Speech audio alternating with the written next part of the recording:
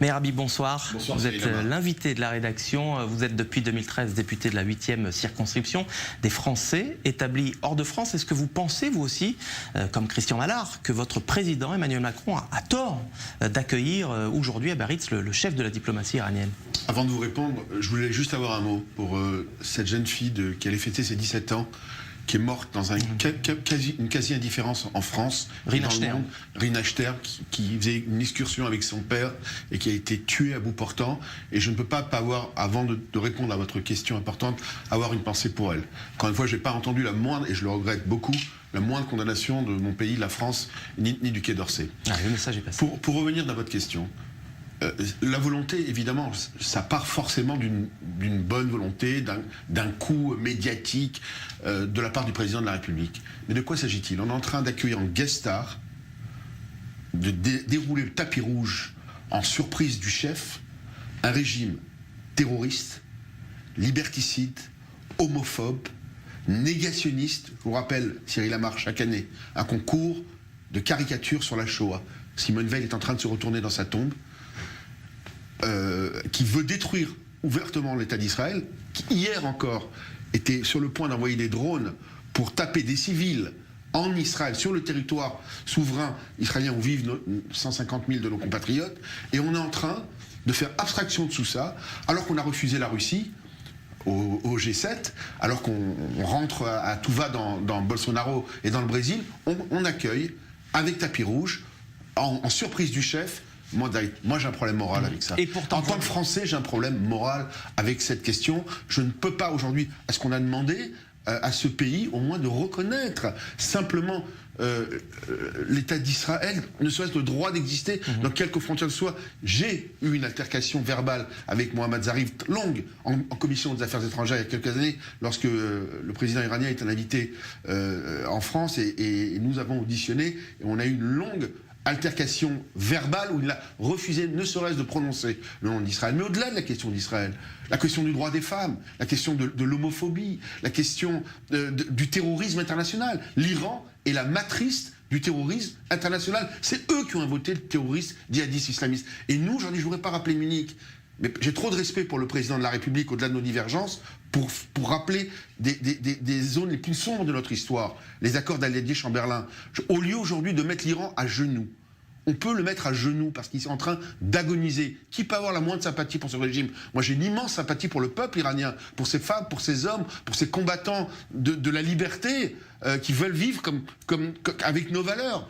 Au contraire... Et une fois que l'économie iranienne est aux abois, comme il semble être le cas, comme vous venez de l'indiquer, est-ce qu'il n'est pas temps de négocier, justement? Le moment n'est pas propice pour négocier comme le souhaite Emmanuel Macron?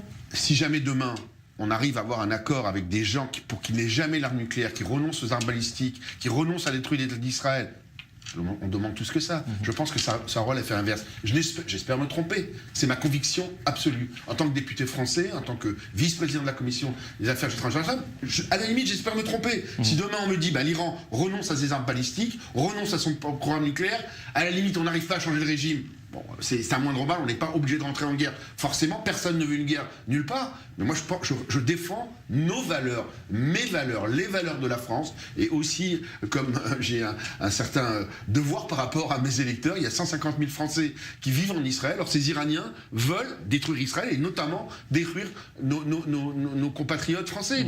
On a eu 2 soldats qui sont morts comme des héros il y a quelques temps au fin fond de l'Afrique pour sauver 2 Français. Je voudrais qu'on pense simplement à ces 150 000 Français qui veulent lui. Donc je ne comprends pas ce coup qui, encore une fois, je ne sais pas, l'avenir nous le dira. Je n'ai aucune espèce d'attente de la part d'un régime qui ne raisonne pas comme nous. Et pourtant, c'est un régime islamiste. On voit bien que malgré les multiples incidents dans le Golfe ces derniers mois, l'Amérique de Donald Trump ne cherche pas la confrontation armée avec l'Iran.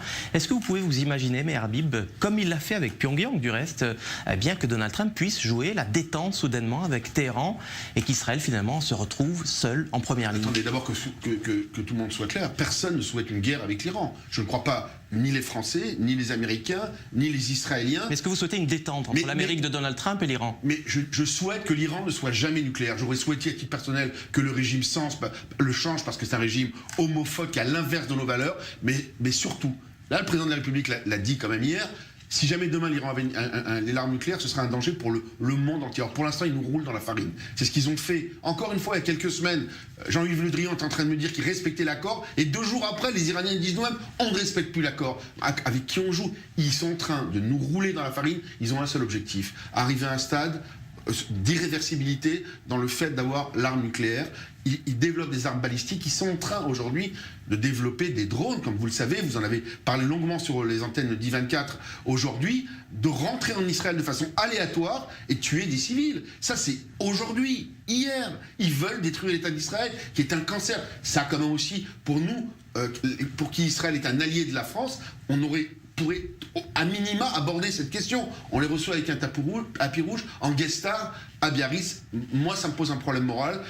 J'attends, si jamais je devais me tromper au niveau des conclusions, je serais le premier à la limite à m'en réjouir. C'est-à-dire quoi? C'est-à-dire qu'il n'ait jamais l'arme nucléaire, qu'il ne puisse pas développer d'armes balistiques. Et si accessoirement l'Iran ne pouvait revenir le grand pays qu'il a été, tout le monde serait très heureux. Merci Meyer Habib d'être passé nous voir et d'avoir mis à profit donc votre séjour en Israël pour partager votre analyse sur cette actualité donc du G7 à Biarritz.